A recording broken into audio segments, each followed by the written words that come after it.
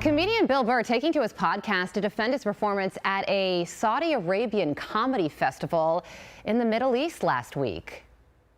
Just like us. So like you can talk about anything, other than a couple things, which was basically, religion, don't make fun of the royals. Everyone was happy. The people that were doing the festival were thrilled. It was a mind-blowing experience. Definitely top 3 experiences I've ever had. And it was great to experience that part of the world and to be a part of the first comedy festival over there in Saudi Arabia. I think it's going to lead to a lot of positive things.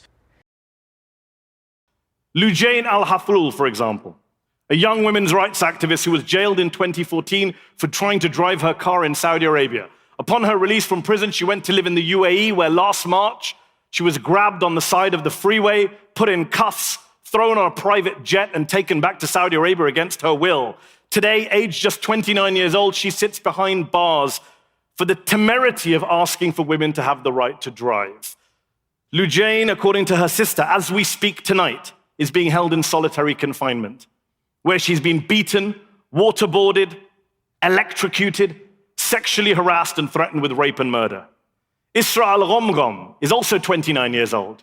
She's a young Shia human rights activist arrested with her husband in 2015 for carrying out peaceful protests, not for anything violent. And yet Saudi prosecutors are seeking to behead her, to execute her. She would be the first female human rights activist to be executed in this way. According to Human Rights Watch, Isra has not been charged or convicted with any acts of violence or even anything, quote, resembling recognizable crimes. The blogger Raif Badawi had his 35th birthday last month behind bars. He hasn't seen his kids for 7 years. He was sentenced for the crime of apostasy to 10 years in prison and 1,000 lashes. Lashes. 50 of which he's already had to endure. His wife says his health has deteriorated in prison and he won't survive another round of flogging. Flogging. Amal Hussein was 7 years old. A little girl in Yemen, the same age as my daughter. She posed a threat to no one. And yet there she was in that harrowing photo in the New York Times last November.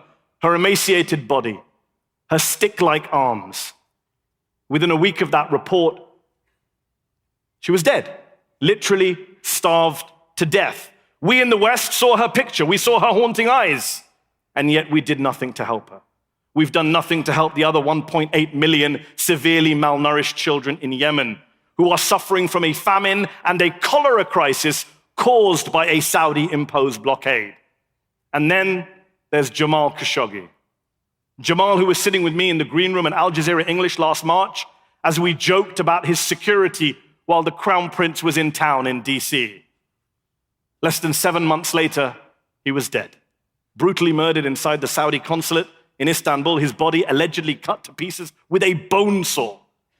And murdered, remember, according even to the CIA, on the direct orders of the Saudi Crown Prince Mohammed bin Salman. Lujain, Isra, Raif, Amal, Jamal, people who have been killed, dismembered, tortured, flogged, imprisoned, starved, sexually assaulted at the hands of our ally, our close friend, the Kingdom of Saudi Arabia. Money. Money makes the world go around, the world go around, the world go around. Money makes the world go around, it makes the world go round.